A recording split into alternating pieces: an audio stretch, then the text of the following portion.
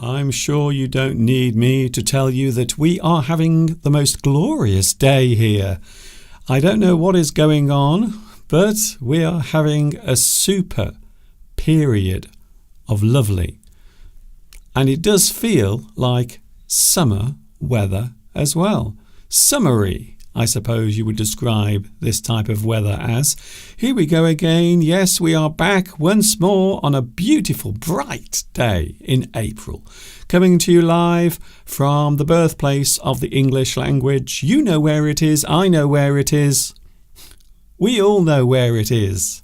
Of course, it is England.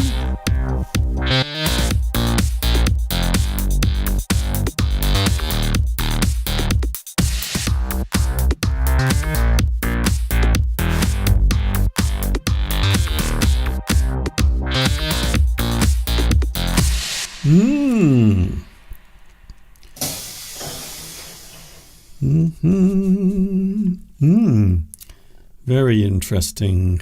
Oh.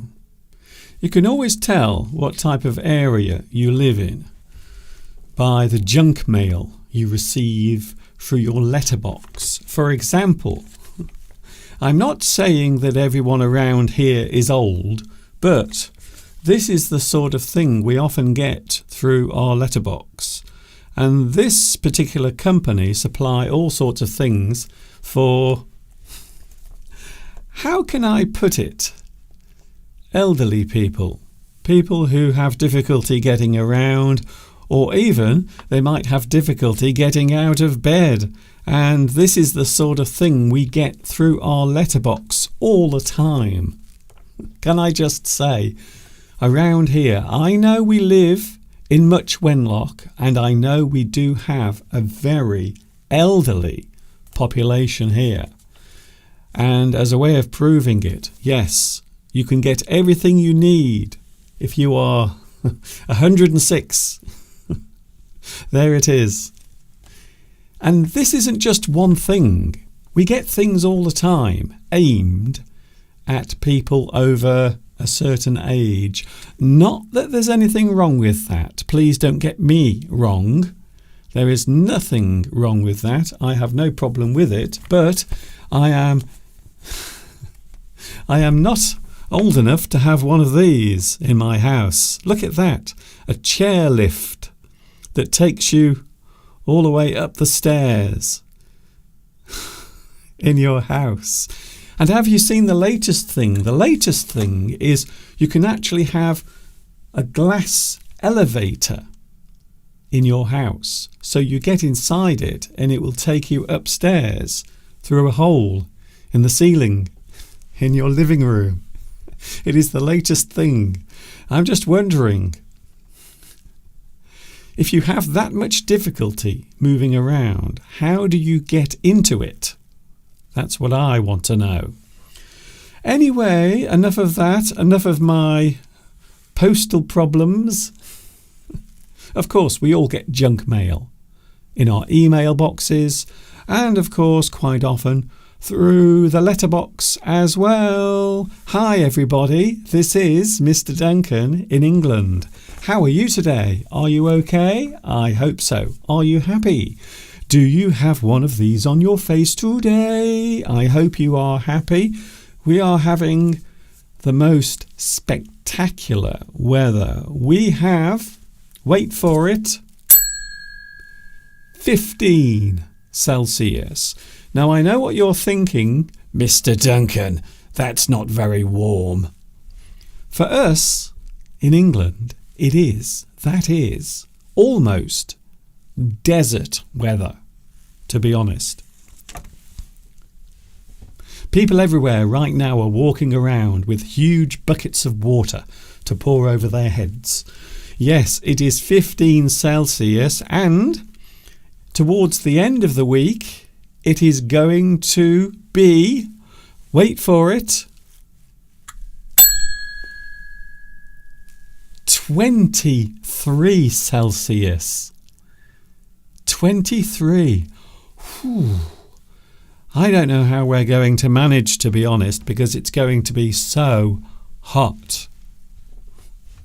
I know what you're doing out there in YouTube land. You are saying, Mr. Duncan, what are you talking about? 23 Celsius is absolutely nothing. It is nothing. There are some countries at the moment sweltering, sweating in temperatures almost double that, to be honest with you.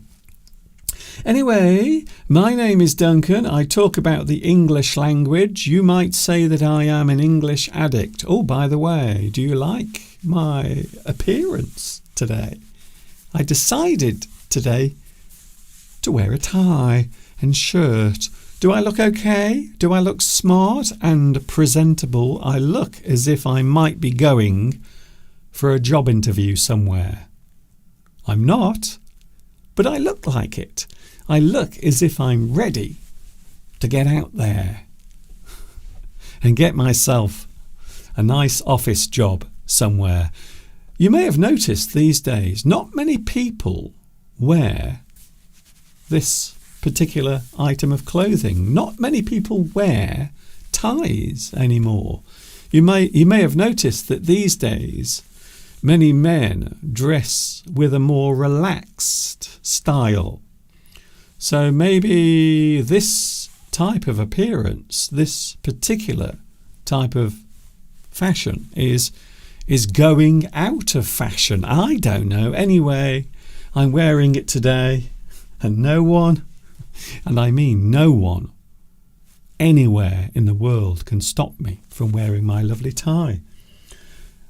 Who is first on the live chat? Because, of course, it is not just me, it is also you. And I suppose I should also mention, yes, he is with us.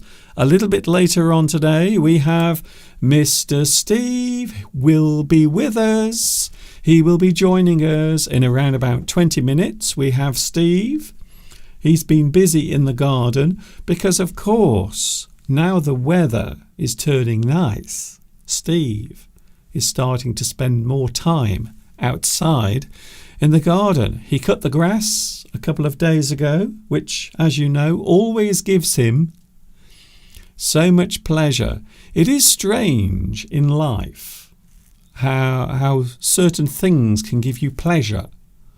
Now, they might not seem like something that should give you pleasure, but they do. For example, this morning I decided to wash some clothes, and for the first time this year I was able to hang them in the garden to dry. And I don't know why. Sometimes I get a lot of pleasure from hanging the washing outside. I suppose it is because now I know that I am able to do it because the weather is much better. So as the weather becomes more pleasant, then you can do more things outside, including hanging up your washing so it dries. And I did that this morning, and I don't know why, but it did give me a lot of pleasure. It is strange, isn't it? I suppose in life we have to take every small pleasure as it comes our way, whatever it may be. By the way, talking of pleasure, something that always gives me a lot of pleasure is, of course, food. Today we are looking at food, and we will be answering a question. What is a foodie? Foodie. What is a foodie? We talk about someone being a foodie. I am a foodie. You might be a foodie. But what does it actually mean? Does it mean that you are addicted to food? Or maybe, perhaps this means something else entirely. We will find out a little bit later on. Yes, I did mention the live chat. We do have the live chat. Hello, everyone. It's nice to see you here. It is the 6th of April. And in a few days, of course, we do have Easter. Yes, I will be enjoying an Easter egg or two, maybe. Congratulations, Vitas! You are first on today's live chat.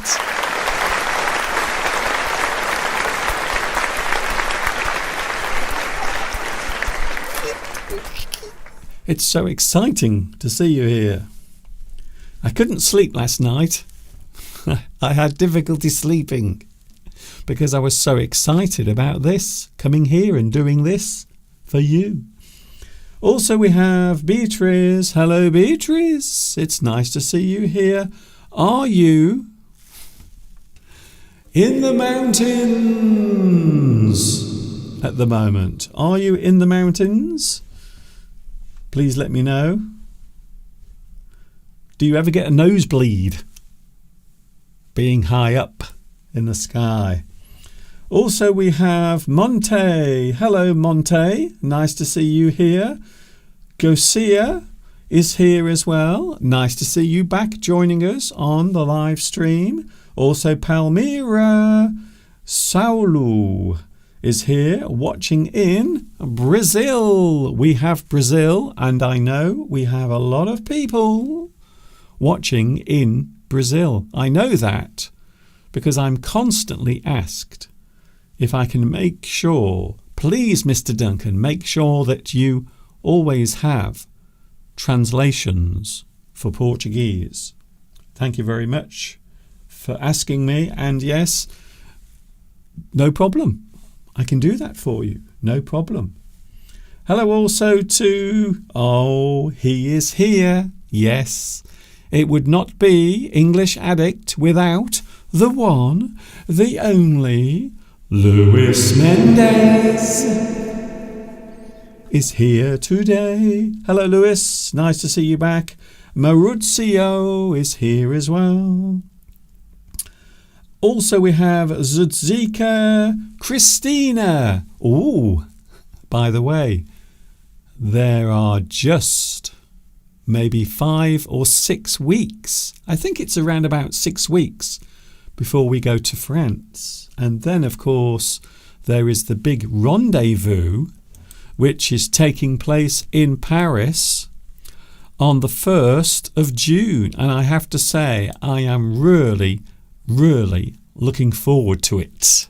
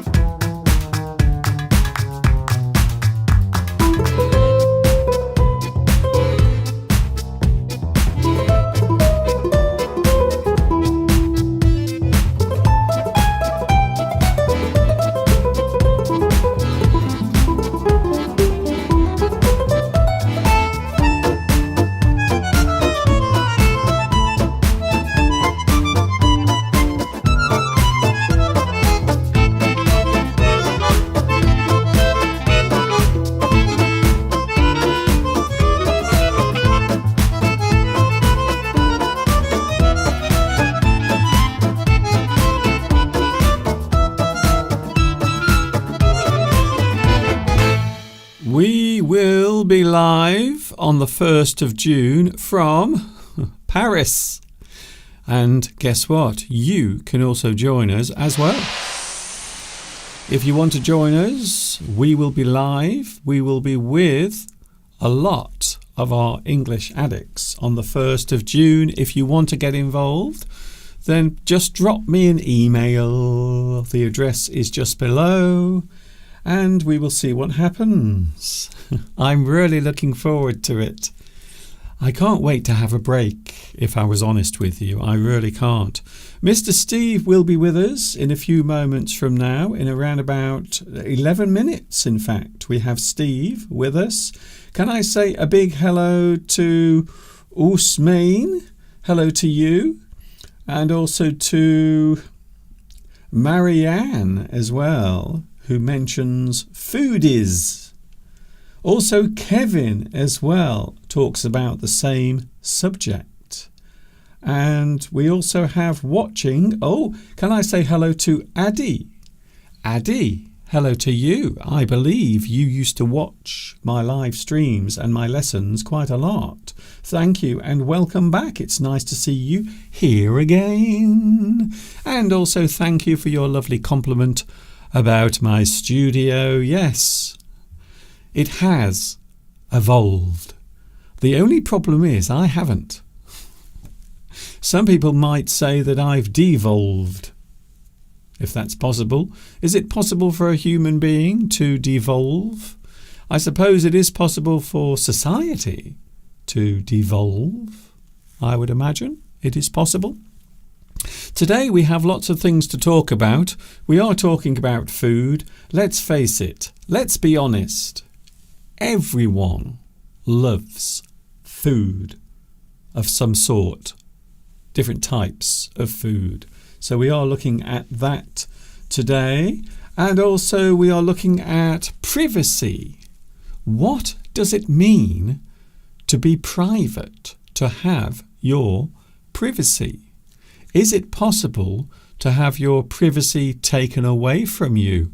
There are, of course, people nowadays really worried.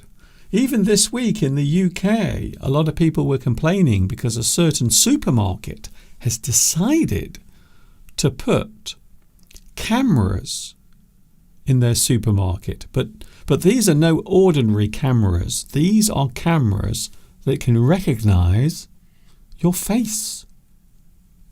They are facial recognition cameras.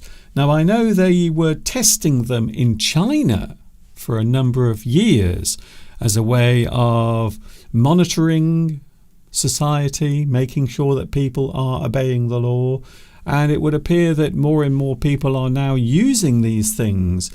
And I have to be honest with you, I was not aware. I didn't even realise that these particular types of cameras were now being used to recognise people.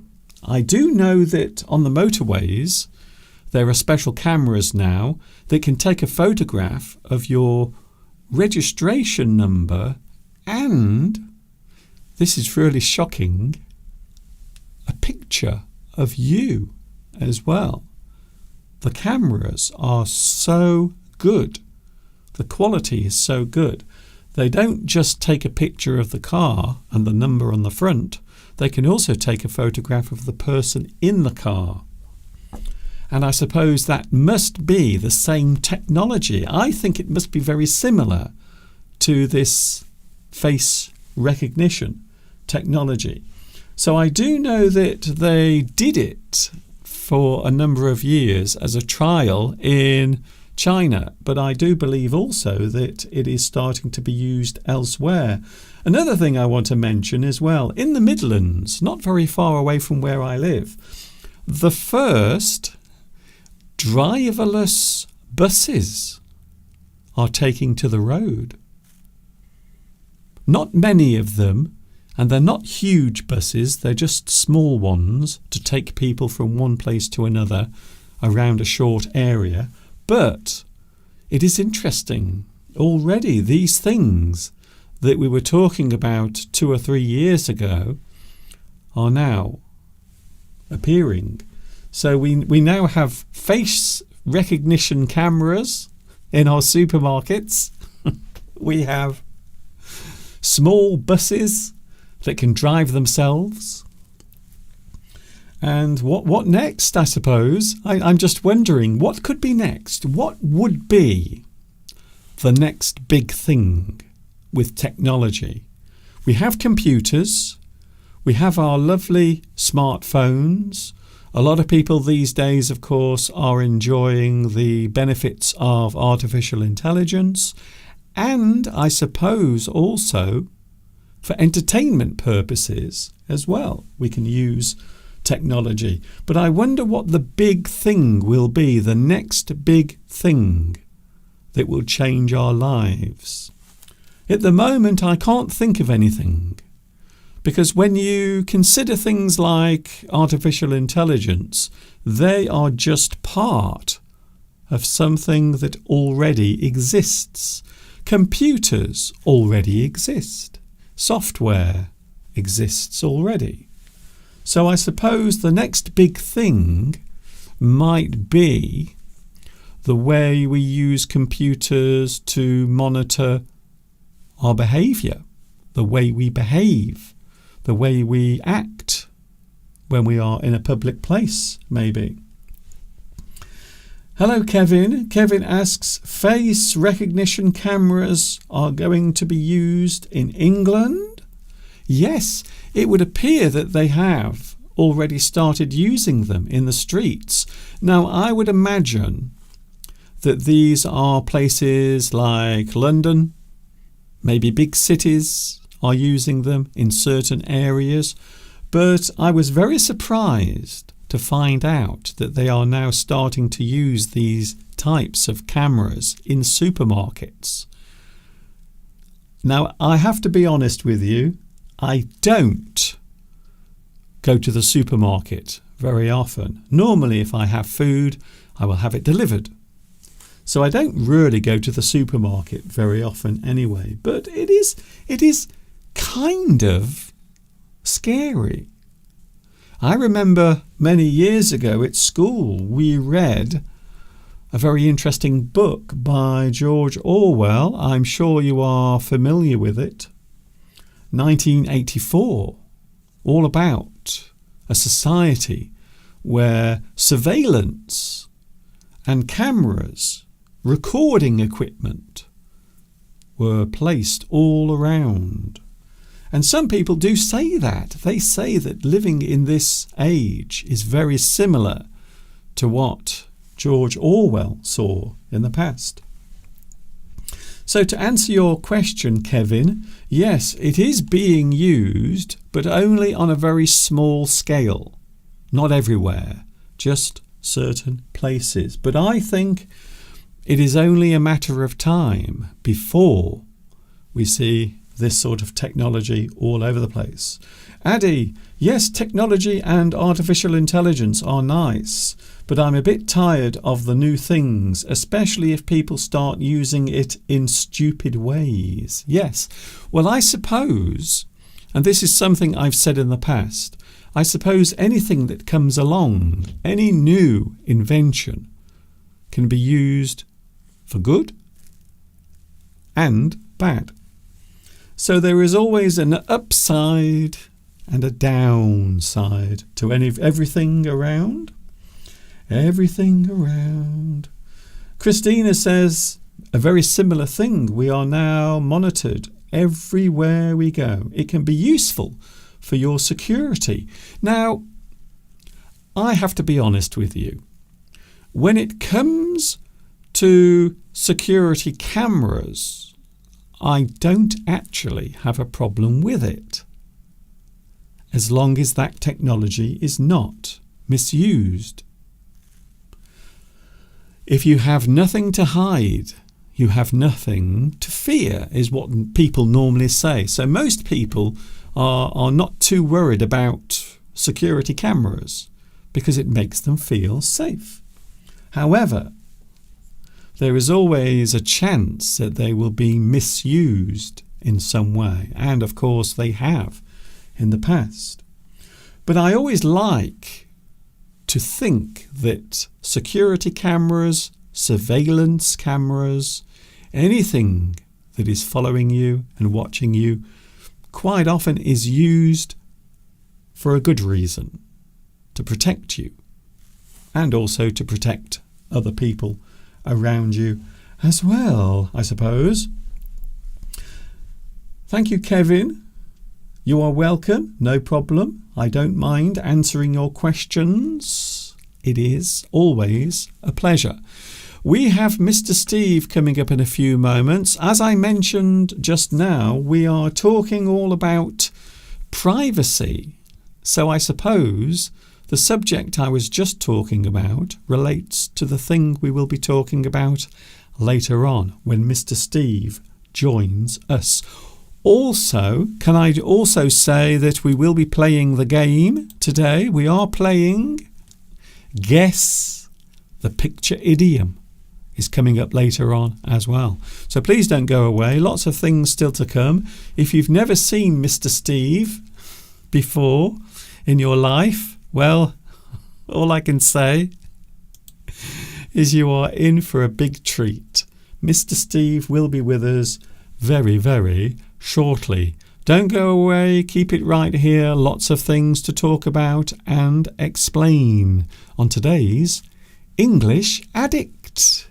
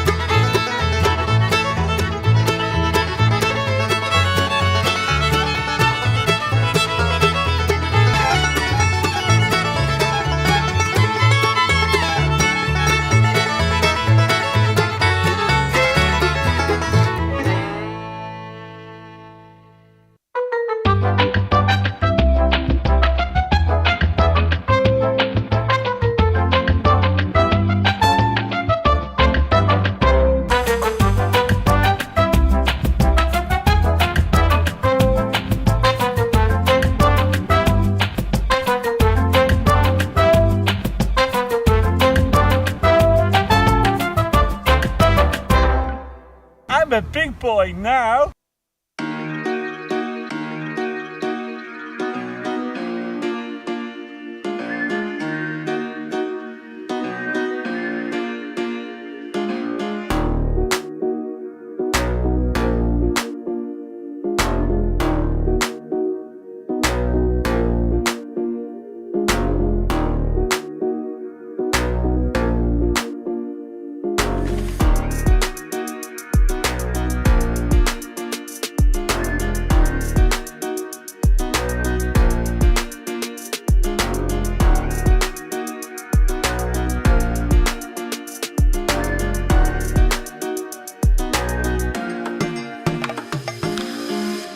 English Addict is with you today, and we are live, coming to you live right now from the birthplace of the English language.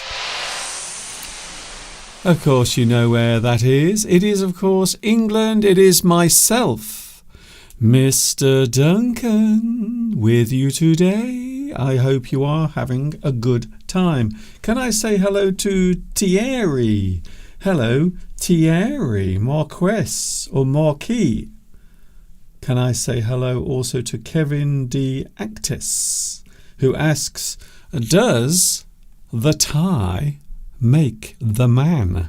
I'm not sure about that because these days fewer and fewer people wear ties. So it has sort of become unfashionable to actually wear a tie. Maybe in certain countries, such as the UK, many people now don't wear ties because they find them awkward to put on, and some people don't like the feeling when they are wearing this around their neck.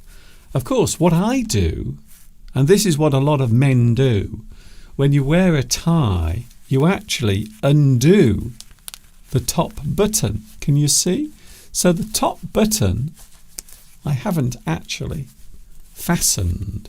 So all you have to do is pull the tie up a little bit, and there you go. The tie is not strangling you. There is nothing worse than wearing something tight around your neck. Okay, he is on his way, for those wondering. He's just preparing himself. This is what he has to do, you see. Before he comes on here, he has to do a lot of things. He has to spend 5 minutes in a room. In this case, it's the bathroom, in the dark, in a shallow pool of water for 10 minutes, meditating. And then he gets out, and then he comes down here. He's just drying himself off right now. Yes, everybody, I know you are excited to see him. You can't wait, can you? It is, of course, the one, the only, Mr. Steve.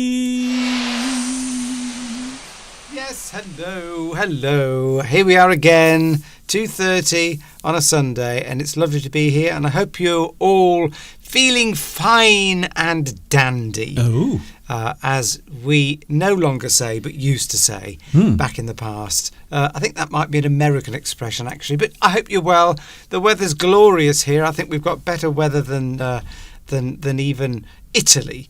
But it probably won't last. But it's lovely out there, and of course I'm going outside, enjoying the sun to take my mind off what's been happening in the world this week. Which I don't know if Mr. Duncan wants to talk about it. Probably not. Well, but we all know what's been going on this week.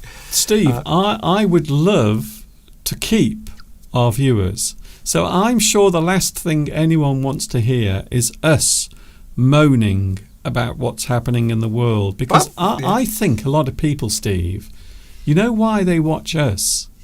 Because they want to have a bit of fun, and we are. I think we are fun. We are fun. If you want to have some fun on a Sunday afternoon, come here and watch Mr. Steve and myself, Mr. Duncan. That's me, by the way, for those wondering. Alternatively, if you do want to talk about tariffs, let us know in the chat. Steve, you can't resist, can you? I can't resist. Well, it's the big story, isn't it, Mr. Duncan? But is it the big story globally? See, let's now, just say. Can I just say, Steve, we have been alive between us. So if I add my age to Mr. Steve's age, it's around. Oh my God! I've just realised it's a lot of years. Okay, we won't do that. Forget that. I've just realised it will take us. It's meaningless anyway, because we haven't got to, our combined Steve. ages in terms of experience. Steve. I mean, the two of us together just about make one adult. Yes, I think so. Well, I said this the other week. Between us two, we almost create one man.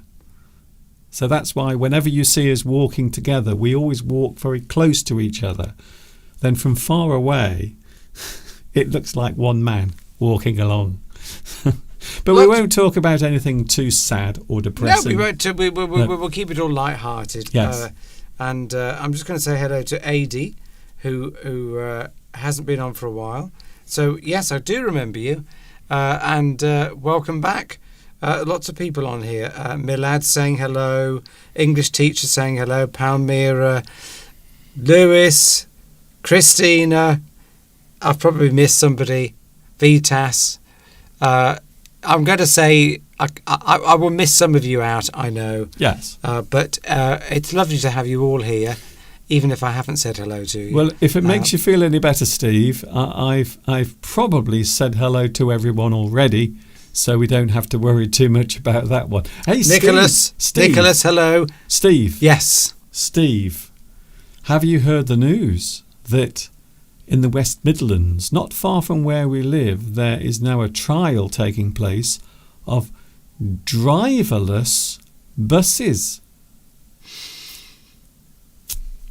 What are they just going on? Is it on a road where there are no pedestrians? Just a straight line? No. From A to B? This is a small part of the West Midlands where they are now trying out these tiny little automated buses that take people around. Now, I will be honest with you, the area in which it's happening is only a small area, but they are being run as if they are a legitimate form of transport for this particular area. So it will be interesting to find out. It will be interesting to see how long it takes for one of these driverless buses to actually create an accident. It'll be. I would imagine it's because I mean you do get. We've been to airports where there've been driverless transport from the plane to the terminal. I've never seen it.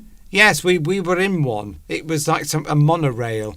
Oh well, and that was driverless. So I would imagine Steve, this is very specific routes that and the bus can't deviate from it. Yeah, but the monorail is on a rail.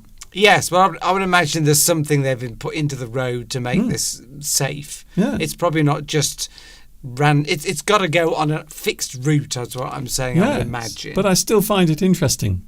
It is interesting. Because if you go to a lot of factories, Steve, if you go to a lot of factories, you will see now, instead of people walking around carrying things, they actually have robots now in places like Amazon warehouses. They actually have these automated robots. So if you go to a big Amazon warehouse, you won't see people anywhere. It's just all of these machines. Oh, yeah, yeah. Walking around. So I suppose it is going to be similar technology, but I have to say it is rather interesting, I have to say. And of course, we always wait for the first disaster to occur whenever you get new technology. Remember the Hindenburg, Mr. Steve? Remember that? That was going to be the form of transport that everyone was going to use. Airships. Can you believe it? There was a time when airships were going to be as common as aeroplanes. So you would get on an airship and you would go somewhere. You would travel somewhere. You would go along through the sky watching the clouds go by. But of course, we all know what happened. The Hindenburg. Oh, the humanity, as they say. Of course, at the time, it was quicker than a ship. Yes. Which is presumably what its appeal was.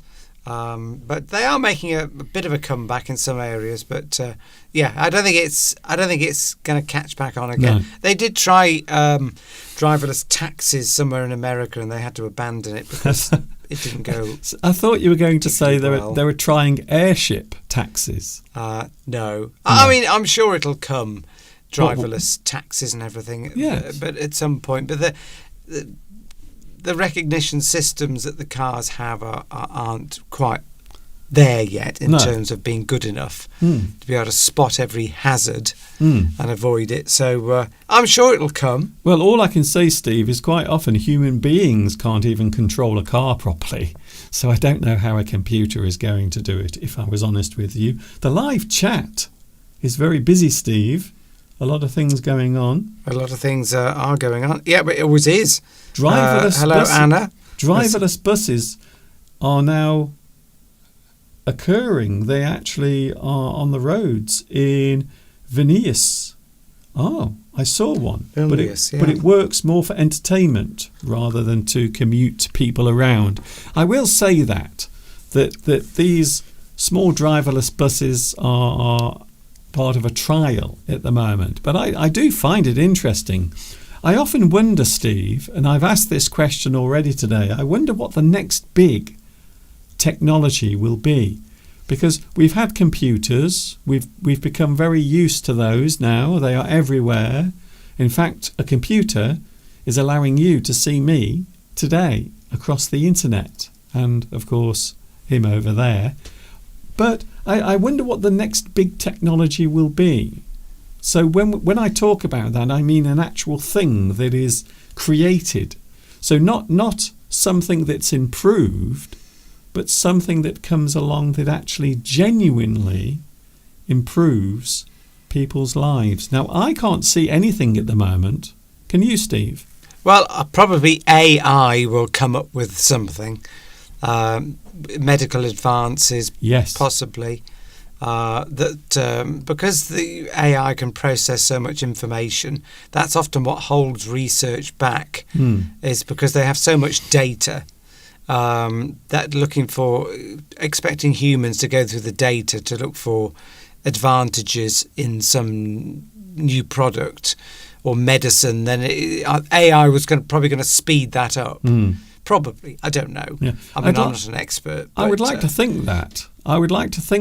Now, I don't know about these things, but I would like to think that there is some new medical breakthrough, because it seems like a long time since we've had any big medical breakthrough. And by that, I mean something that will allow certain illnesses or diseases to be completely eradicated, or maybe some sort of technology that can detect very serious illnesses, but in its very early stage. I know there are certain things you can do, but it would be lovely, wouldn't it? I'll tell you what would be lovely would be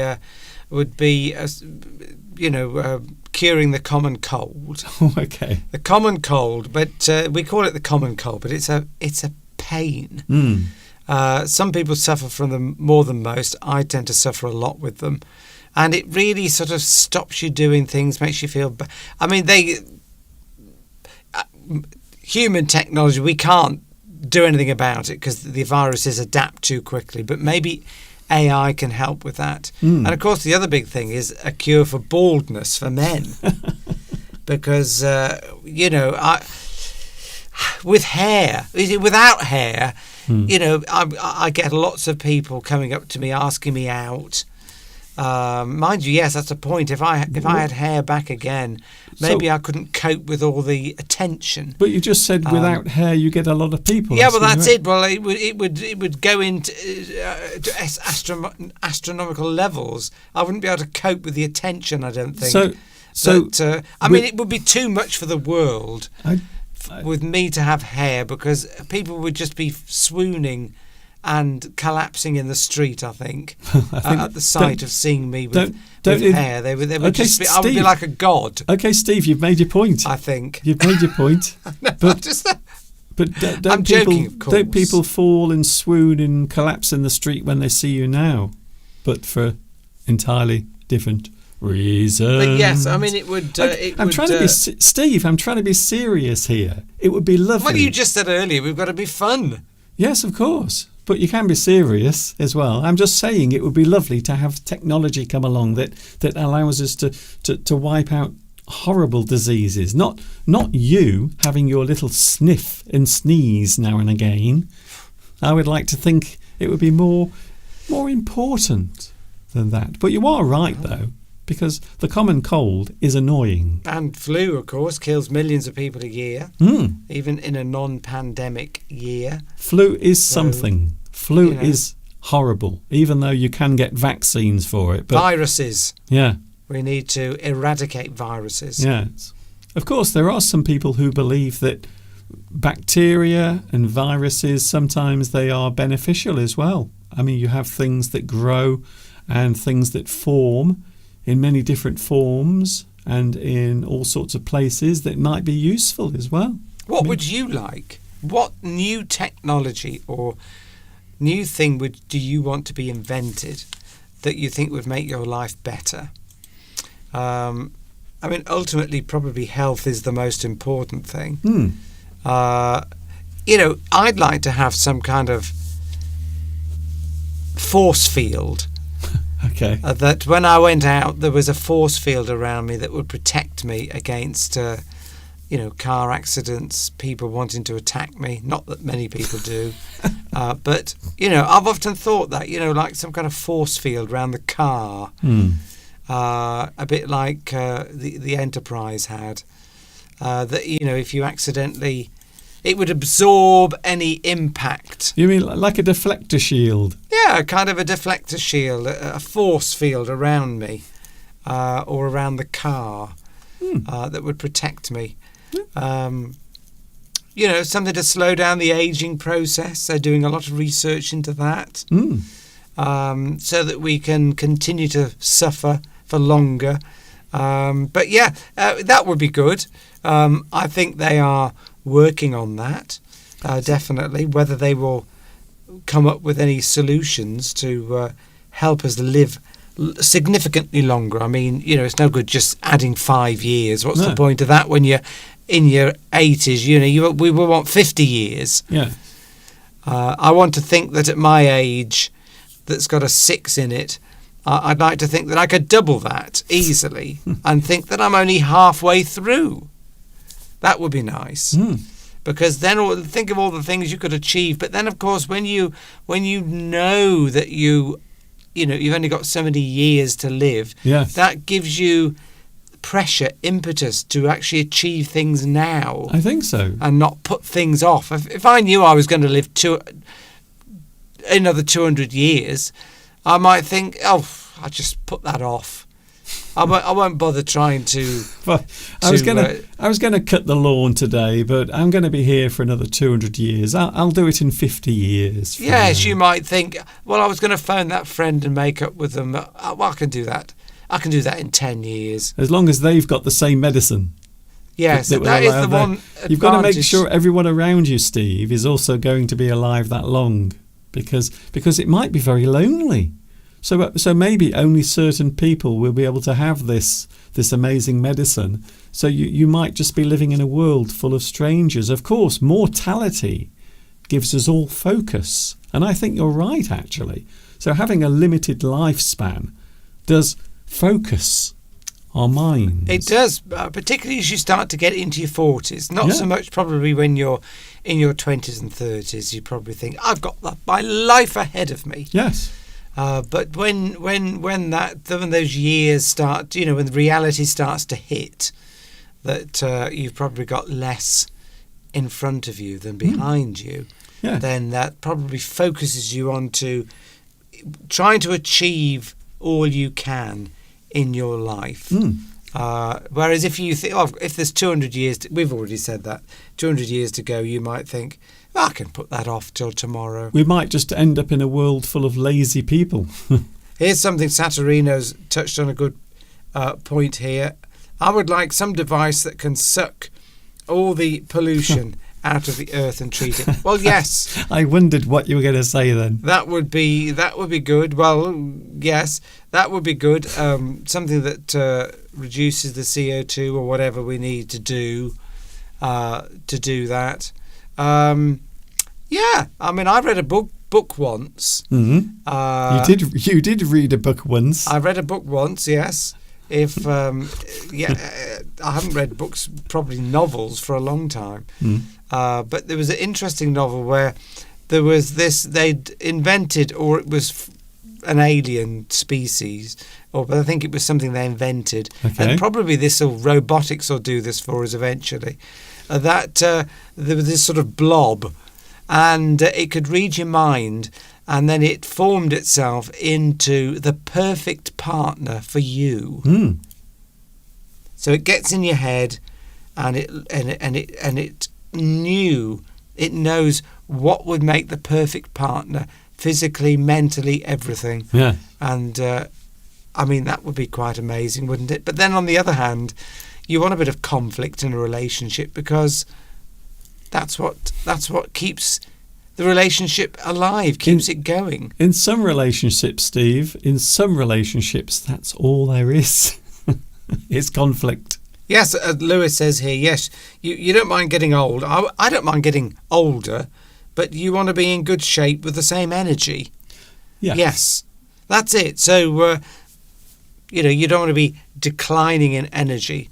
Of course, that's not something that Lewis, I don't think, has got a problem with at all. We've met Lewis, he has more energy than us. I would like to get to a certain age and still feel fit, but I know that's not happening. As I said to you a couple of days ago, Steve, I think I am slowly deteriorating. I can feel it. It's not big things, but I can feel sometimes just things don't work properly.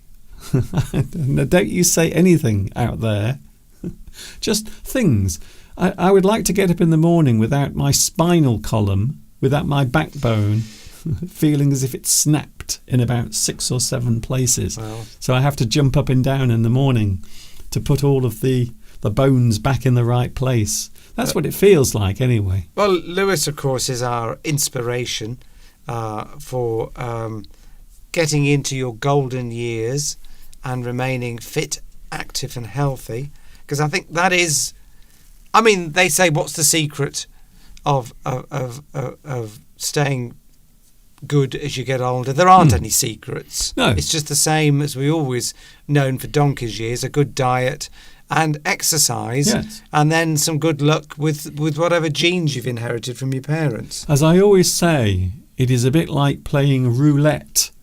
You put your ball on the wheel and the wheel spins round. Quite often you don't know where it will end or where it will stop, what the number will be, whether it's red or black, whether it's evens.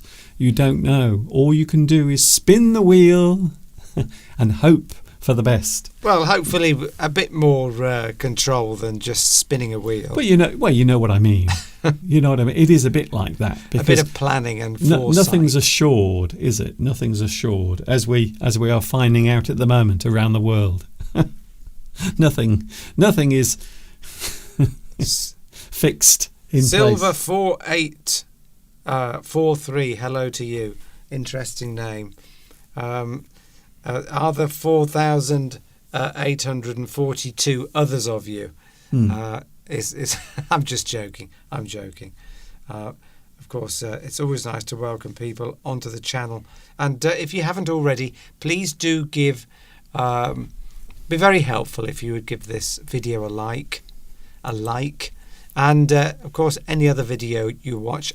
Something I notice, even with quite successful YouTubers, and I do follow quite a few channels where people have very successful channels, but I still notice that they don't get that many likes. No. To their the video might have had 10,000 views, for example, but it's probably only got maybe 500 likes. Yeah. Well, there's a reason for this. And these days, one of the things that YouTube tries to do now is to get you to watch lots of things one after the other. So you're not just watching one video and then that's it. You're watching a video, then another one, and then YouTube will recommend another video, and then you watch that. So you don't actually have time to react to the video you've just watched. You don't have time to actually click the like button or even subscribe, because everything moves on quite fast. I think it's a habit. I've got into the habit because I follow maybe at least a dozen other channels, and I just, whatever they put up, I just like it before I've even started watching it. Ah, well, yes. Because my theory is that, I want, even if I don't like that particular video, yeah, then I want to support the channel, and because then they will produce other content, and I'll probably find that one interesting, because you're never going to find everybody's videos of a particular channel. You're just hoping that just because that one video is a load of rubbish, you're hoping that they will eventually make something you like. Well, they're never rubbish, but you might only watch a fraction of that particular one that you're watching. But if you've liked it, it's going to help the channel, and then they will produce more. Yes. It'll help them continue, and so please do like if you haven't. Even if you don't like it, just give Mr. Duncan a like. Yeah, if you don't like it, if you don't like what I'm doing, if you hate this, even if you hate this at the moment, maybe you want to just put your fist through the screen where my face is. Just give me a like. And then you can hit the screen. Hello Maurizio says this channel can help you wake up. Yeah, well, good. Are you having a snooze after lunch? Is that what you're doing, Maurizio? Turn up the volume. Okay, Steve, in a couple of minutes, because already it is coming up to 3 o'clock. We have a lot of things to talk about. In a moment, cooking. Everyone loves cooking, but of course, there are certain types of cooking, certain types of cook, you might even say. People who do things in a certain way when it comes to food. All of that happening in a moment from now.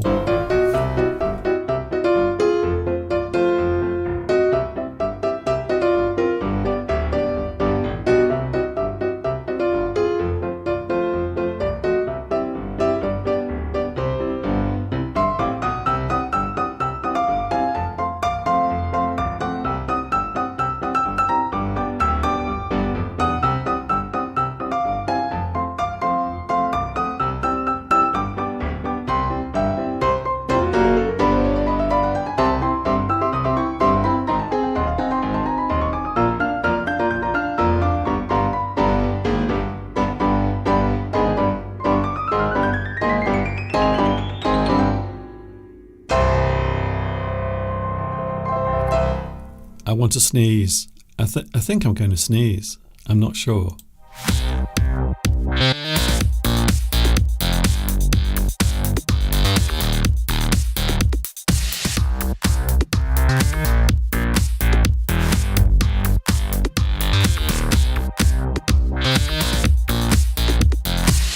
We are having a lovely day. Look at that. That is classic early summer in England. If you've ever wondered what England looks like when the sun is out, there it is. Make the most of it, because as you know, in England the sun doesn't stay out for very long. So we are all enjoying this fine weather that we are having at the moment. Of course, it's not just me, it is Mr. Steve as well joining us today just after 3 o'clock. This is English Addict coming to you live right now on a Sunday afternoon. We are looking at an interesting subject. We will also be explaining the meaning of this as well. What does this mean? What is a foodie? We will be looking at that in a few moments from now. It is something we all need in which to survive. We have it every day. Some people have it twice a day. Some people 3 times. Some people love having it all the time. They just can't stop themselves. Of course, we are talking all about food, and I think it is actually a very good subject to talk about, because food takes up most of our time, most of our, I suppose you would say, most of our lives as well. So here we go then, Steve. We are going to have a look at food, generally talking about it. So not any particular food, for instance, but just generally. And in this sense, we are looking at the preparation of food. Now, Mr. Steve, if you had to choose between myself, be honest, by the way, Steve, be honest. If you had to choose between me as a cook a person who makes food, prepares food, and yourself, who would you say is better? Be honest. You mean in terms of making food, making meals? Yes, anything. Making meals. Well, I mean, a trained chef is going to be better. Well, no. I want to. No, out of us, you and I. Oh, right, you and I. I mean, we both cook food. Okay, that's not really answering. We both put meals on the table. Okay, I'm going to answer the question. Steve is the better one. Steve has more patience, more time. He's more adventurous with food. Whereas I quite often want to just get it out the way quite quickly.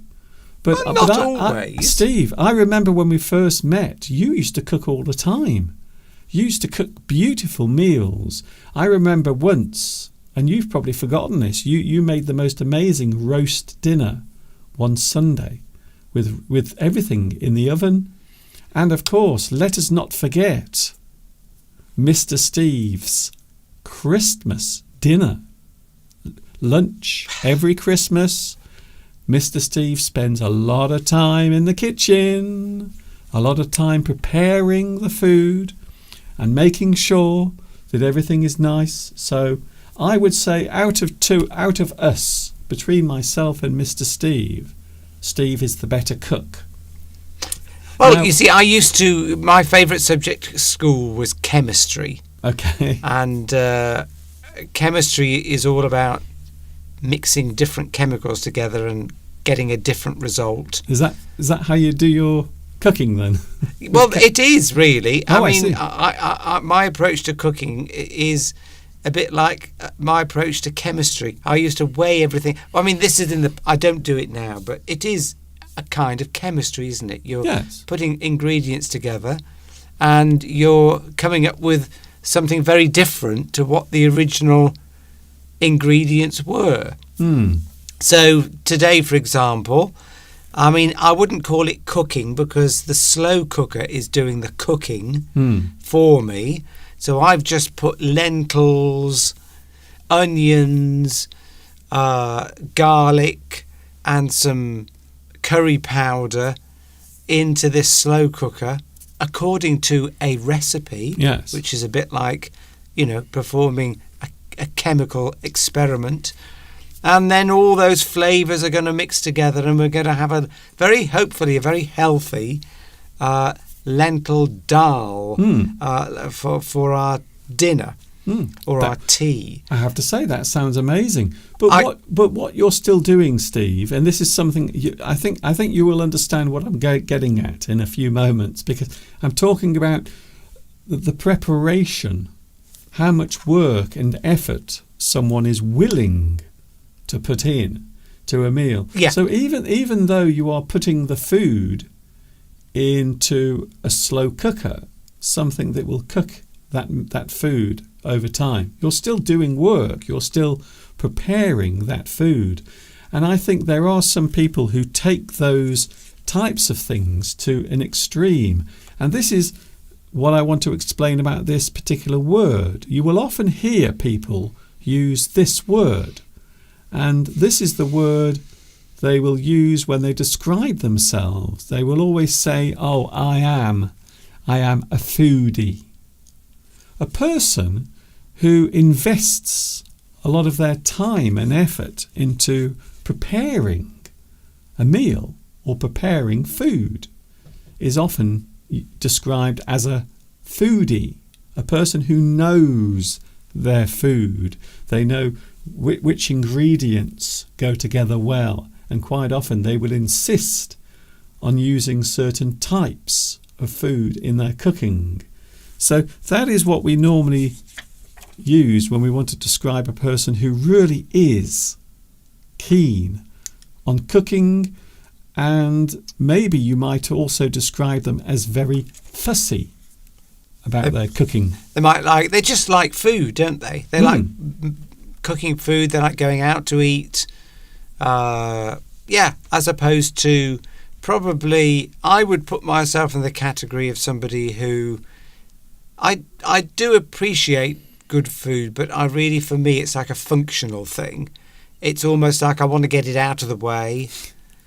I know I've got to eat, but I tend to eat quite quickly, don't I, Mr. Duncan? That you've always noticed that.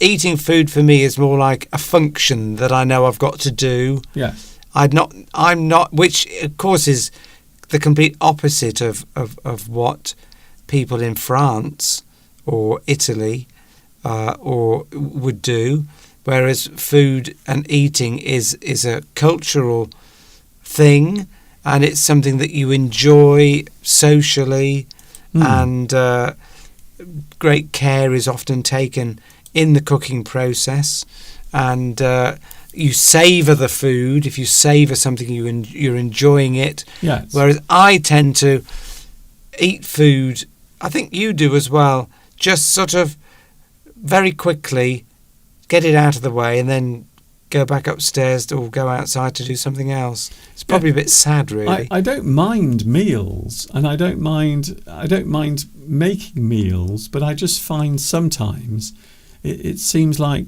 such a fuss, even though I do love it when you do your lovely Christmas meals. Yes, you see, it is. I've got to move on, Steve. I don't enjoy that so much now, doing those long meals. That annoys me. By the way, can I just quickly, can I say hello to Gizmonda Tressy, who's saying hello. Haven't seen your name before, so welcome.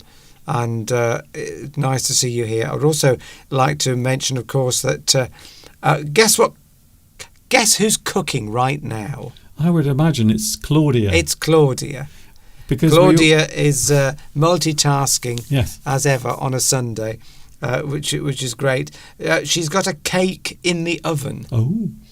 Well, I'm glad you didn't say a bun in the oven, because that's an expression that you often use to mean something else.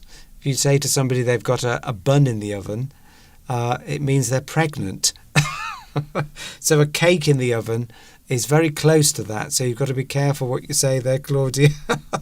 Of course, it's just a joke. It's just a joke. Yeah, people often say that to mean that they're pregnant. Have you got a bun in the oven? You say to somebody, without, because saying "Are you pregnant?" is a bit too forward. It's a bit too aggressive. But saying you've got a cake in the oven is very, very close to that. Of course, you might actually have a cake or a bun in the oven. Steve, Saturino is cooking minestrone. Oh, I love minestrone. Well, that's all with vegetables, you see, and that's almost what you've made. A mix of vegetables. Yes. Minestrone soup. We used to have that as children. My father travelled the world as a sailor, and so we would get all sorts of exotic meals. Dad would cook all these exotic meals, and minestrone soup was very exotic to us. Of course, he didn't cook it from scratch. Yeah. We used to buy it in a packet. It was dry. Okay. And you mixed water with it, and that was our minestrone soup. You've taken the whole illusion. The one thing I don't like, that there is a type of soup called broth, and it's normally very watery, isn't it? It's almost like drinking water, and I don't like that kind of soup. I do like my soup to be lovely and thick. So Yep. A good cook. So this is what a good cook will often think of before they start their meal. They will often think of cooking something using all of the correct tools. So this is how fussy people can be in their kitchen. I'm sure we've all been in someone's kitchen and they have lots of different things hanging up in their kitchen. Lots of different pots. Yes. And pans everywhere. Yes, and you can spend a lot of money on knife sets. Sets of knives often given as wedding presents, on these very expensive knives for cooking your vegetables.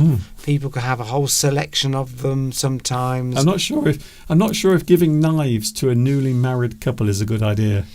Well, it's definitely a traditional wedding gift. I mean, I've discovered that you actually only need one knife.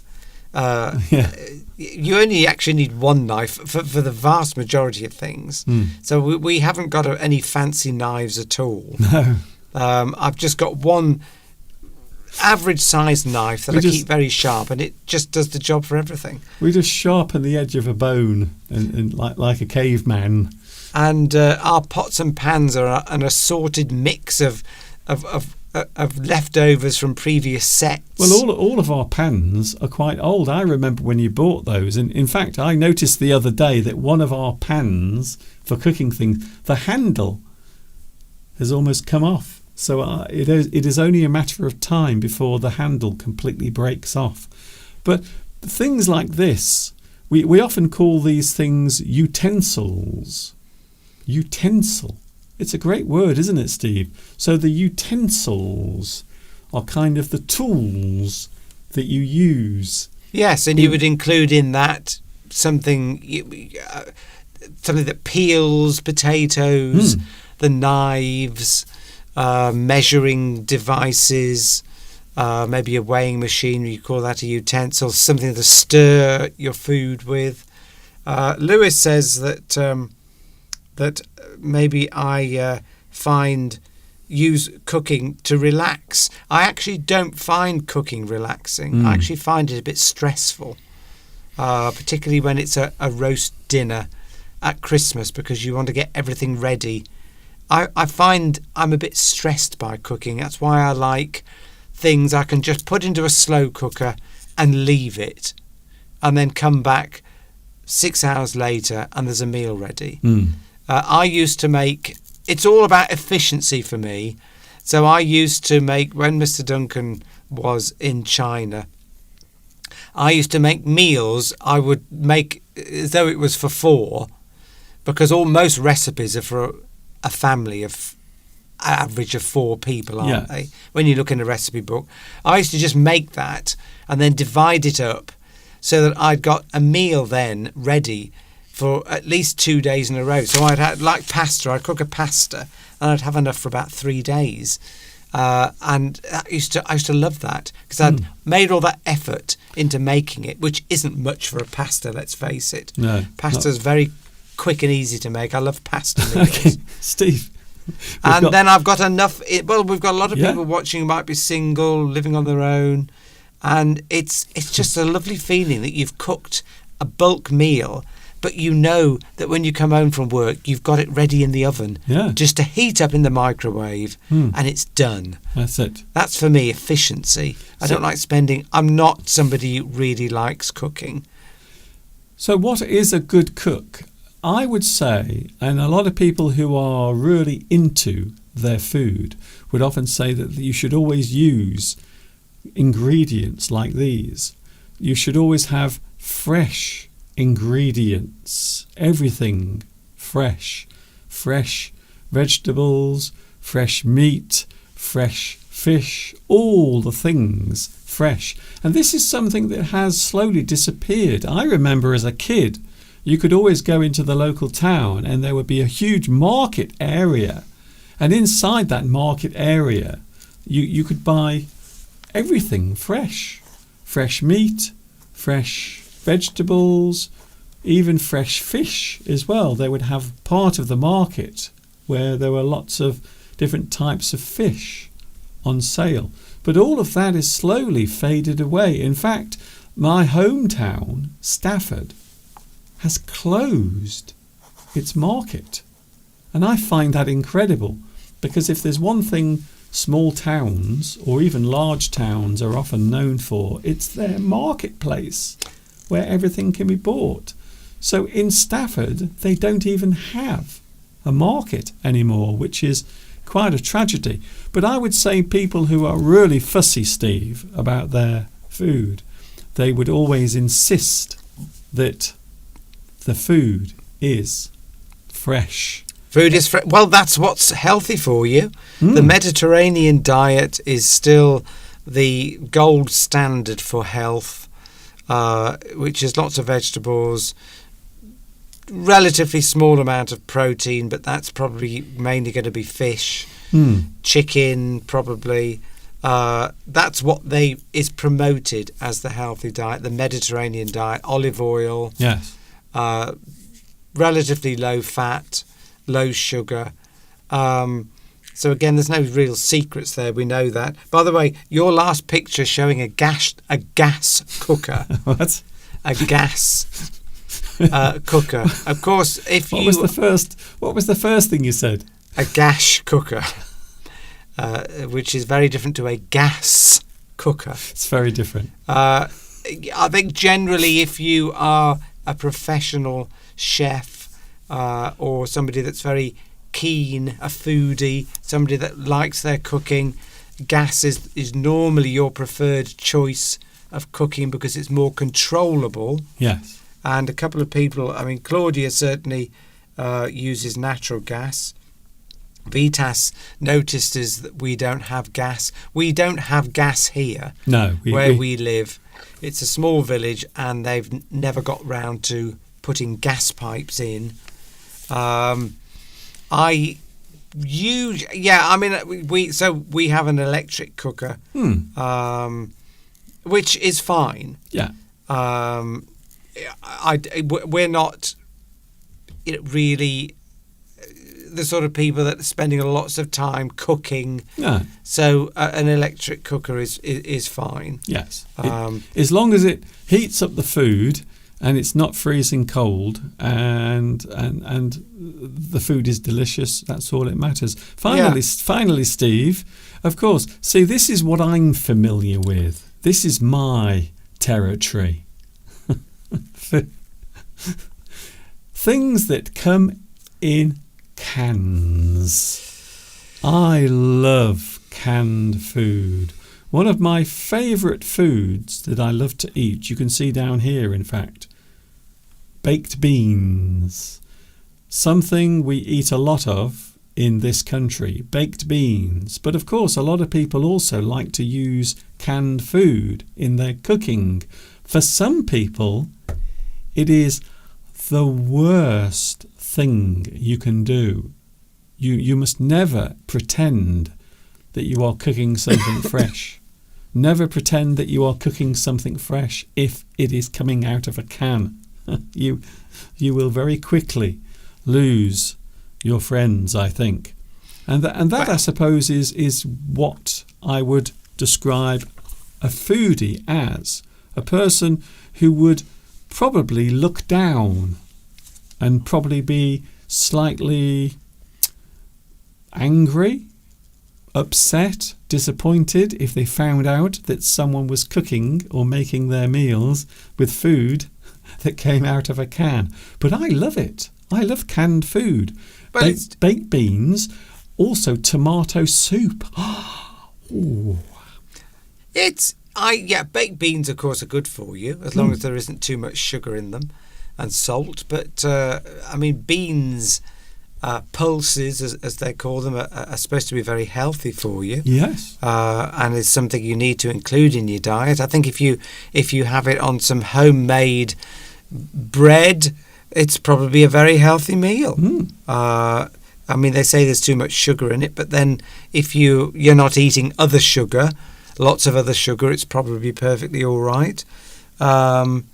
There's nothing wrong with canned food. I mean, the thing is, you are getting some additives, aren't you? Because the lining of the can, the metal, you don't know what you're ingesting on top of whatever's in. No matter how good the ingredients are that went into the can, and of course the quality varies a lot. But even if you've got the highest quality ingredients with no additives, you're going to still get something leaching out of the can. Yes, well, that's into your food. That's the reason why if you buy a can of tin beans, for example, if you buy a tin of beans, you have to use it by a certain time because there is always a little bit of metal or something going into the food. So you do have to be careful. Mr. Steve, Yes.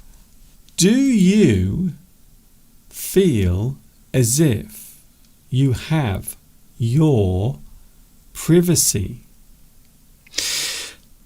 Well, not right now. Well, not right now. No, not at this moment in time whilst you are sitting in front of a live camera. I would say that maybe not. But what about normally in your normal life? Would you say that you enjoy your privacy? Because we are going to look at that particular subject right now. And there it is on the screen. Moving on from food, by the way, we will be sampling some food after this live stream has finished. We will be. By the way, Marcia's on. Hello, Marcia.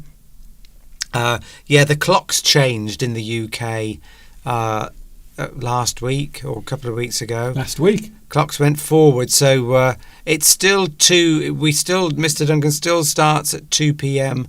UK time, but it's going to be later for you because the clocks have changed in the UK. So Mr. Duncan hasn't changed the time, the UK time. It's just that our clocks have changed, so yes. It means it's different for you and other people. So for some people it's earlier and for some it might be later, but it is still 2 p.m, but now it's British summertime. Privacy, Mr. Steve, is something we all enjoy, and we are going to quickly go through words and phrases and take a close look at what privacy actually means to the average person. And by that I mean us here on English Addict. The word privacy is a noun that means the state of being apart from others or hidden away from view. So when we talk about privacy, we are naming that actual occurrence, the occurrence or the state of being apart from other people. Something that is private, something that is not on show, or maybe you could also say it is not public. To have privacy. Of course, there are two ways of pronouncing this word.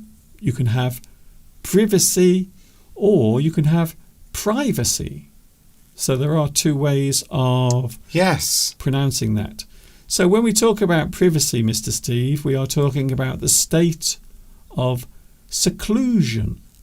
A person is secluded, maybe they are away from other people, a place where one cannot be seen easily. They can't be seen, they can't be viewed. Perhaps you go on holiday, Steve, and we all like this, don't we? I think it's always a worry when you go on holiday. You want to get somewhere that is private. You want to have your privacy away from other people. So, for example, you can say a private balcony in a hotel room. So you walk out onto your balcony and there are no other people nearby. You love to have your privacy. We normally expect privacy in certain places or situations with such things as, and this is where Steve can give his opinion and his thoughts, maybe. Home life. Privacy in your home life. Yes. We when we go into our home is our castle. It's a common expression used that British people, we say our home is our castle, because we do have very secure rights in the UK with home ownership. So nobody can take it off you; it's yours, and that I think that's where that phrase derives from, because not all countries have this security in terms of the land that you have. It's yours. Nobody can take it off you. I think the Queen can, or the King. The King can, but apart from that, the government can't take it off you. But we all like to, once we're in our homes, we don't like to think that people are peering at us through windows. That if you go into the garden, we don't like. Some people, we don't like to be overlooked. It depends how you grew up. If you were somebody that grew up in a big city, for example, you would have grown up in an environment where your privacy was probably less than if you were somebody that grew up in a more rural area. Or, of course, another thing I suppose would be in your childhood, if you lived with a lot of other people, if you had a big family. So maybe you had your parents and maybe 3 or 4 brothers and sisters. So I think that also has an effect as well on how you view your privacy later in life. So home life, generally speaking, we like to think that our home life is our own little world, our private place. Of course, another thing that we often see when we talk about privacy, of course, is your salary status. Now, this is an interesting one, isn't it, Steve? Yes, because you sometimes get letters, don't you? Maybe from the bank, maybe from your work, and those letters will come through the post with private and confidential written on them, indicating that only the person. There is sensitive information in there. It could be your latest salary details from your company. It might be a bank statement, although most people get their bank statements online these days. But still, you will get occasionally letters, information that has to be sent to you through the post. Not everything can be dealt with online. And often it says private and confidential. Yeah. So that means really that if it went accidentally to the wrong house, say the postman or the postwoman put it into somebody else's letterbox by mistake, the other person would, hopefully, that neighbour wouldn't open it and they would take it over to you. But that's it. Depends how curious you are. So from the point of view of salary status, also it could relate to other people finding out how much you earn in your job. So some countries, some cultures, Steve, seem more protective of their salary status. They don't like to tell other people how much they earn. And I think this is common, even sometimes in relationships. So maybe a husband and wife, maybe the wife doesn't even know how much the husband earns in his job. And we often don't share our salary or the amount of money we get paid in our job with other people. And in some countries, though, it isn't a problem. Quite often people will openly talk about how much they earn each month. Yes, some people, as you say, when it comes to matters like that, some people don't mind other people knowing. It depends on your personality. I'm probably quite aligned with what Beatrice says.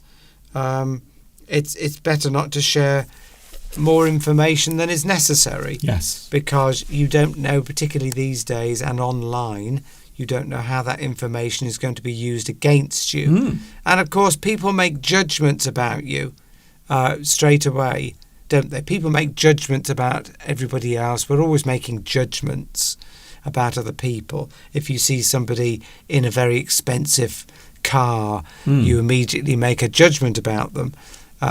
If you see somebody with an expensive watch on or lots of jewellery, you make certain assessments about maybe what their worth, what salary they're on. Yeah. But of course, it can all be a show.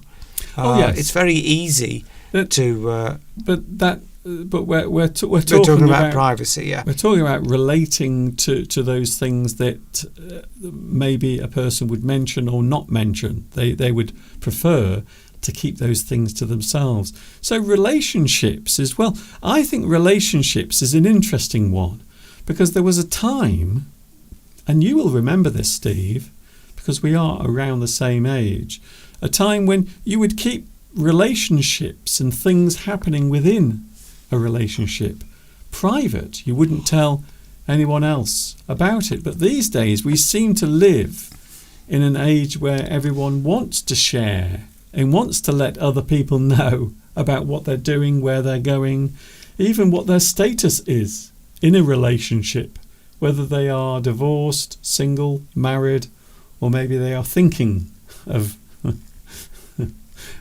parting, maybe. So I think relationships is an interesting one, because we often think of that as being a private thing. Yeah, I mean, I don't discuss, some people do. It depends if you've got a close friend. I mean, with certainly my mother, she used to have a very, very close friend, and she was the only person that she would share problems with. And I think if you've got a good friend because if we've got problems in our lives, we always want to tell somebody, because it relieves that burden of stress of having that worry in your mind. If you tell somebody, as we all know, a problem shared is a problem halved. Even if that person can't resolve the problem, just talking about it is enough to relieve a lot of that stress. But if it's something of a private nature, it might be your health. You might have a health problem, or you might have a relationship problem, a work problem, money problems. You don't want to necessarily broadcast that and tell everybody, but at the same time you want to relieve that worry, so you go to a particular close friend. Yes. To tell somebody that won't judge you, somebody that will be understanding and sympathetic, because you've got a special relationship. And if you've got that friend, we all know, we've all had friends that we think are very good friends, and then we share personal information with them, private information, and then you find out they've told lots of other people, because somebody else will phone you up and say, "Oh, I'm sorry to hear you're not very well." And that is probably a very good example of why sometimes privacy is important, and you have to have things hidden away. You have to keep some things hidden from view. Famous people, Mr. Steve. Now, we know about this, don't we? Because of course we are famous across the internet. We are well known amongst a handful of people on the planet. Famous people often find it difficult to have real privacy. Being well known, I suppose, to be on show would be a good way of describing it, in the public eye. A person who is in the public eye is a person who can't get any privacy, because they will be known wherever they go.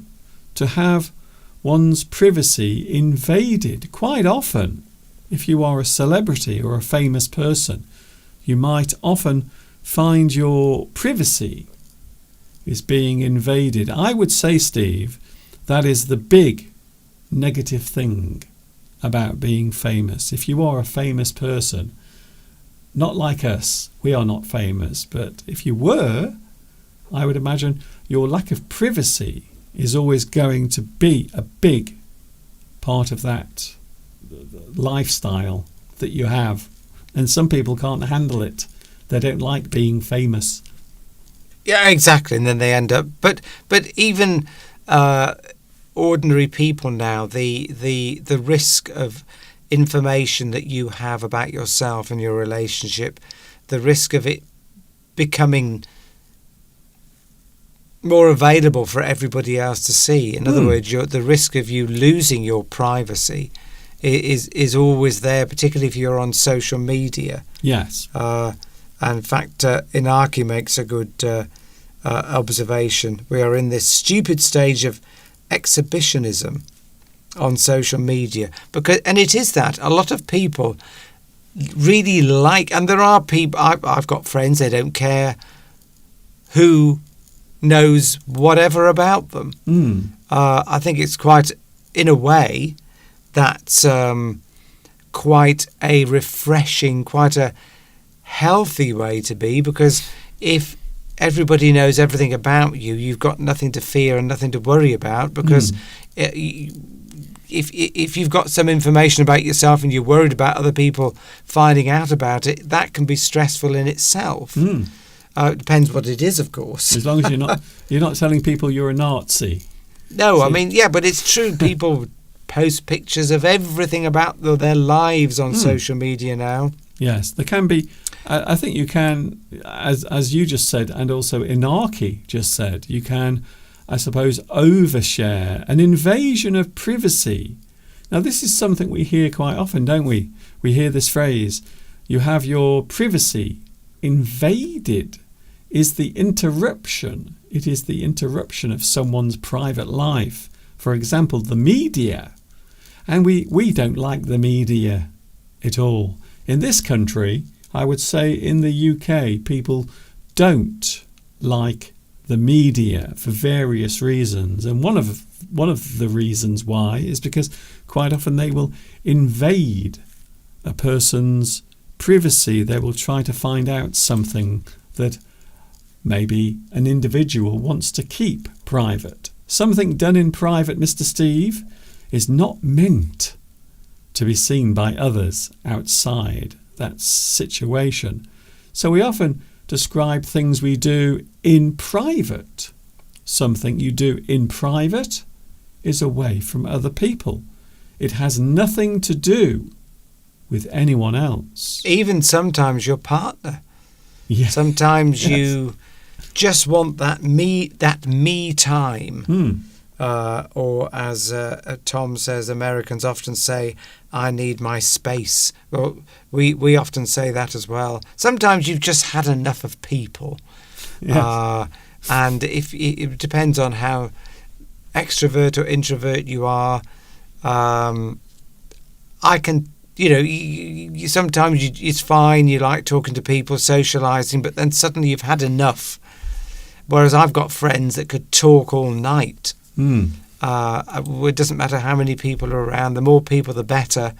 Whereas I find that I'm comfortable with maybe 4 or 5, 6 people, but suddenly when it becomes a bigger and bigger group, I get less and less comfortable. Yes. But yeah, and you don't need me to tell you about my point of view, because I'm not great in social situations where I don't have control over the situation. If I lose control of the situation, then I don't feel comfortable.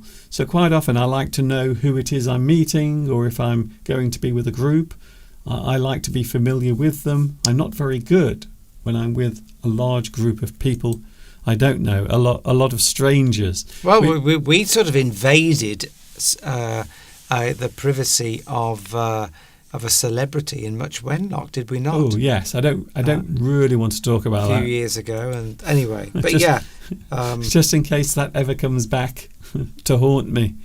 Well, Something can be a private matter, something that you don't want other people to know about. We often think of our own medical condition to be a private matter. It is not anyone's business. And of course, the word you use, just Steve, something that is confidential. A private thing is personal, hidden, secret, confidential, undisclosed. Private is something that is not widely known. So private, we are describing that particular thing as its appearance or its actual state as an adjective. Like you mentioned earlier, somebody's wages, yes, salary. In this country, it's generally assumed that you won't disclose your salary to maybe not even to friends. No, and certainly not to your work colleagues. I think that's where it becomes a problem, because maybe you are with other people in your company, you're working with them, and maybe they are earning more than you, or you are earning more than them. So it can create that sort of friction.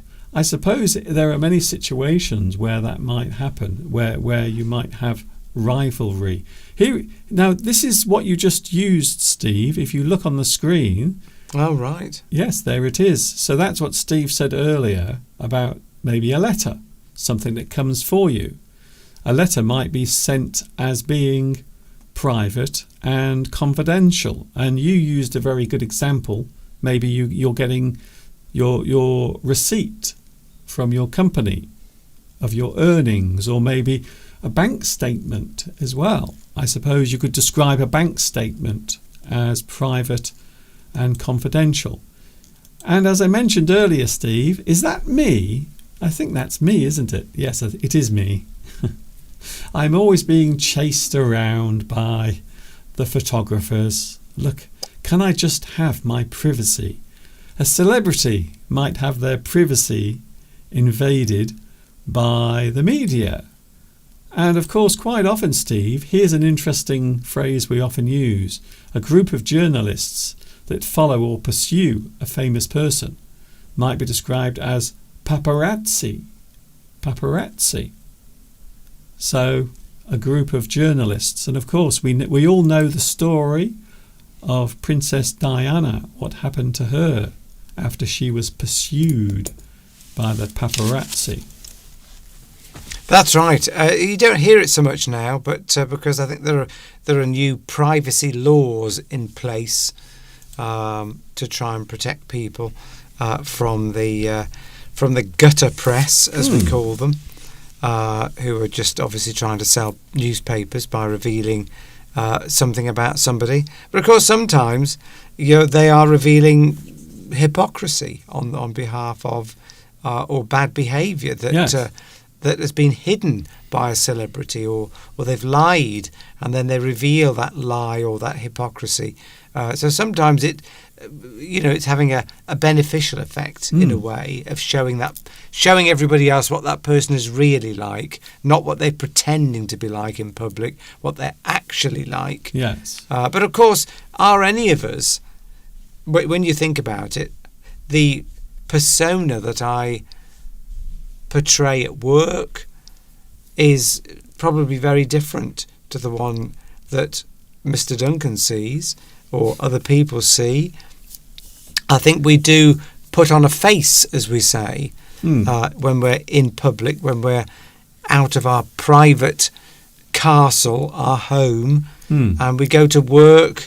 How many of us are being ourselves, completely ourselves, or are we holding certain information back? We're behaving in a different way than we would do in private. Order to put on we all want to put on not necessarily, I don't mean a show. Well, we do. No, I actually agree with that. I think we do. We are all performing when we're out in public. We are all we're all wearing masks. We're all putting on an image that we want the world to see. Yes, we behave how we want to be seen. A lot of us do, and that fuels very much our choice in things that we buy, particularly cars. I was reading something recently about different makes of cars and what they say about you. And of course, everything that we do, clothes that we buy, it's all designed to present this ego to the outside world. Steve, I'm not sure what this has to do with privacy. Absolutely nothing. There was a link. Oh yes, I was saying that how we behave in public is often quite different to how we behave in private. Yes. The people that are most closest to us, what they see. And that's the final point I want to make. What goes on behind closed doors is no one's business. That is what most people will agree on. They will say what goes on behind closed doors is no one's business. There's a good point there, because in the UK, you see, this is how different cultures view different behaviours around the world. Very different in France and Italy to the UK in terms of politicians having affairs with people. In the UK, it's always a big scandal, and that person typically has to resign say if they were having an affair with somebody. Yeah. It's typically the UK. It's a big scandal all over the papers, and they have to resign.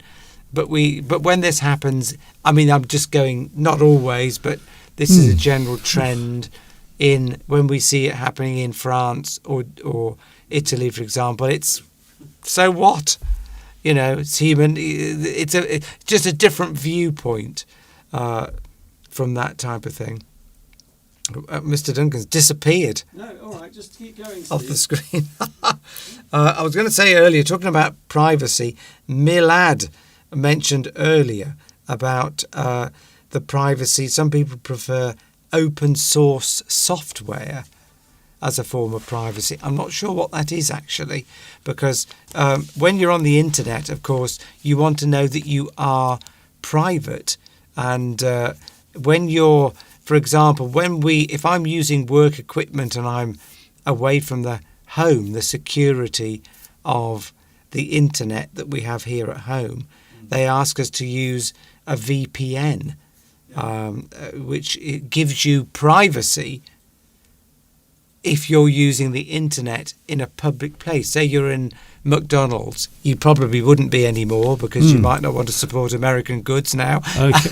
But if you anyway, were, Steve, you might want to use a VPN to protect your privacy against somebody spying on company business.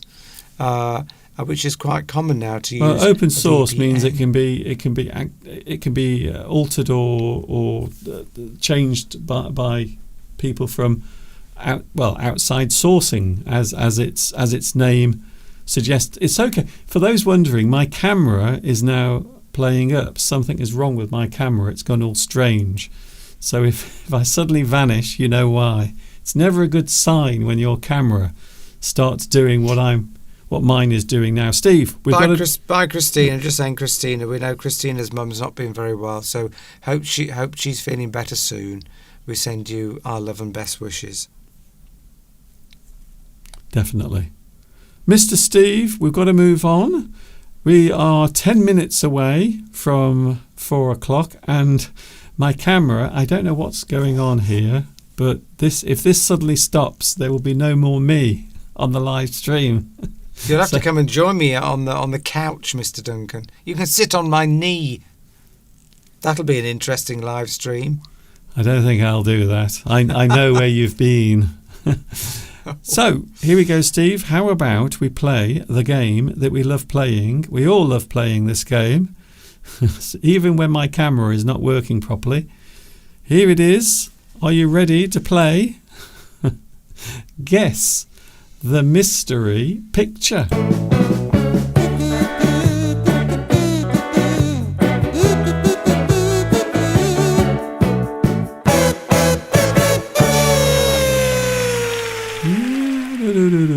Here we go then. Guess the picture idiom before my camera dies. I'm going to show you a picture idiom, as the name suggests. So here is the first one. All you have to do is say what you see, and hopefully my camera will carry on working. Guess the picture idiom. Yes, say what you see and try and relate that to an idiom. Yes. that you may know. Yes. So here is the first one, and all you have to do is, say what you see, as I just said. Oh, very interesting. Good grief. What is going on there? Not much privacy going on there. There is no privacy going on there, I have to say. By the way, Razin or Raisin says, "Hey, Mr. Duncan, you are the greatest of all time." Ha ha. Thank you for that comment. I'm not sure if the laughter afterwards is is comforting. I think it was meant well. Oh. So there we go. Yes. What do you see there? And if you know anything about idioms, tell us what idiom you think that's describing. Yeah. It is a well-known idiom, a well-known phrase that we use quite often when we are trying to make someone believe a thing that is not true or real, or maybe we are playing a trick or a joke on someone, rather like a lot of people often do on April Fool's Day. Which we've just had, of course. If the Trump's tariff announcement had been one day earlier, we could have said it was an April Fool's joke, but unfortunately it wasn't. Good. That's it. Yeah, so we've got Armin. Steve, just try your best to alienate our American viewers. I'm not saying whether I'm for it. I'm not making a judgment on it. I'm just making comments about what's happened. Steve, it does sound as if you are. No, I'm not making a judgment. Okay. Armin says to pull a leg, and Archie says, "Do not pull my leg, please." Oh. It's a hairy leg, that one, isn't it, Mr. Duncan? It's a very hairy one. It's not mine. I don't have very hairy legs. It's either a man's leg or a woman's leg that needs shaving. That's it. Well, some women nowadays do have hairy legs. That's it, but of course they would want to keep that private. Yes. They wouldn't want to tell us that they shave their legs. No. And there's little personal things which sometimes we share with people that maybe we want to keep private. About our sort of body, the way we maintain our appearance. Yeah. If you've had a bit of a few Botox injections, would you want to keep that private? Well, I have to say, Steve, when you have Botox injections in your face and it all puffs up as if you've been stung by 20,000 wasps, you can't really keep that a secret because we can all see that you've had Botox. So it isn't something you normally keep a secret because you can't actually hide it. Here we go then. This one is, what is it, Steve? Pull someone's leg. You pull someone's leg. It is a well-known idiom that we use when we say we are tricking or joking with someone. We are making someone believe a thing that is not real or is not true. We pull someone's leg. Yes. You might say to somebody, I'm just trying to think of an example of where, you're telling a joke. Well, or you're telling a funny a story. And well, it's normally misleading someone. Yes, you're misleading somebody. So you might say, have you heard in the office that George and Mildred are having a relationship? So, of all the names you could randomly pull from midair, yes, that is it. That's the best you can do. And you can pull someone's leg just by making fun of them in a certain way. Yes, you might maybe your friend comes to work with a strange haircut because they've had their hair cut, and you might say, "Oh, somebody's gone crazy there on your head. Were you attacked?" Yes, by a pair of scissors. It's sort of friendly. Say, it's okay. I'm just pulling your leg. I'm just joking with you. I'm making fun. Yes, but it's usually a friendly form of. It's actually almost. I mean, if somebody, for example, came. My father used to do this a lot with the way people dressed. Okay. If you wore like a very stripy shirt, he'd say, "Oh, you're wearing your pajamas." Wow. And he was sort of pulling your leg, really, because he was just having a joke with you. "Oh, you're pulling my leg, aren't you?" When you suddenly realise somebody's, and then they smile and ha ha ha ha. It's that kind of a situation where somebody is sort of mocking you. Yes. They're mocking you, really, but in a sort of a gentle, sort of friendly way. Yes. You are making fun. You are having a little bit of fun with someone. Here we go, Steve, another one. Just before we go, so I can let my camera cool down before it bursts into flames. Here's another one, Steve. A well-known expression in the English language. Oh, I like this one. It took me a very long time to create this. So please, for a moment, please think of me slaving away in front of the computer designing this. Another picture idiom. And this is a well-known idiom, a well-known expression that we often use when we want a person to I suppose, we want them to get to the point of something. Instead of just talking and talking, we want to know what that person wants to actually say. Quite often, Mr. Steve will do this when he's explaining something. Instead of explaining it, he will often do this. So what is it? What is today's picture idiom? Well, we've got one very clever person on there. Just one? Oh, it has been very quick to type in the chat what they think the answer is. Oh. Yes. Yes. Anybody else coming up with a different solution? Mm. Drumming bush. Is that, ask yourself, is that an idiom? Yes. All I can say is that is a lovely bush, by the way. That almost looks like one of the bushes in the garden just before Mr. Steve starts cutting it. So that's what it looks like before. But afterwards it doesn't look anything like that.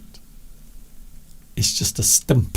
It is meant to be a bush. It is. There's no doubt about that. Yeah. And what's happening around that bush? Yes. Armen knows. See, I like this one. I think this is quite a good one. I'm glad my brain was working that day when I created this.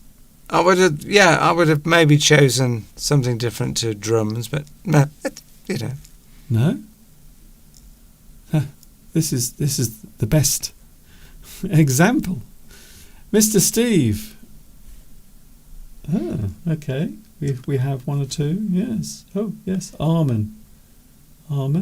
Yes. Very interesting. The answer is, here it is. Beat around the bush. Well done, Armen. You beat around the bush. I say amen to that. You beat around the bush. That means you take a very long time to get to the point. You are waiting for something to be said. You are waiting for some sort of announcement. But instead, the person is just talking about nothing. You wish they would stop beating around the bush. And I do this a lot. You do. I explain things on this live chat, and often I take a long time to come to the point that I want to make. But I think that helps sometimes in the explanation. But yes, we've all been to meetings and there's an announcement to be made, and then somebody stands up, and instead of just telling you what it is, they go into all this explanation, the reasons why, this, that and the other, and then half an hour later they tell you, and you can say, oh, I wish they wouldn't beat around the bush, just tell us. Just get to the point. And that's what I often say about Mr. Steve. Mr. Steve, sometimes his stories take a very long time to get going. Well, Tom doesn't mind, so thank you. Oh, very nice. You've got a fan. That's it, Mr. I've got at least one. Mr. Steve, it's 1 minute past 4 o'clock. That means now we are overtime. we are on overtime, which means absolutely nothing. So Steve is now going into the kitchen to make a cup of tea, and I am going to let my equipment cool down. I might even let my cameras cool down. Make of that what you will. Yeah. Lovely to be here, Mr. Duncan. Lovely to be here with you all. And I do enjoy these Sunday rendezvous. And don't forget, of course, we are rendezvousing in Paris at the end of May, beginning of June. So if you still want to go to that, send Mr. Duncan an email, and it's all possible, and we'd All. love to meet as many of you as we possibly can. Yes, We might need to get some bodyguards, I think, for this one. But we might. For various... anyway, see you all next week. Will I be here next week? Yes, I think I will be. Enjoy your week and whatever you're doing. And if some of it is learning English, then all success with that. Thank you, Mr. Steve. Give Bye-bye. us a wave. That's it. There he goes. Mr. Steve has gone. And so am I. I'm going as well.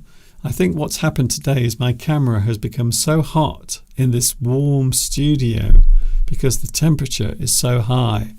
It's gone all funny. Thank you very much for your company. I'm back on Wednesday. Don't forget also to look out for my new lessons. During April, there are lots of new lessons and they will be appearing all the time. So keep a lookout for them. Thank you very much for watching. See you soon. Take care of yourselves. Enjoy the rest of your day. And I will let you carry on with what you were doing. This is Mr. Duncan, that's me by the way, saying thanks for watching. See you later.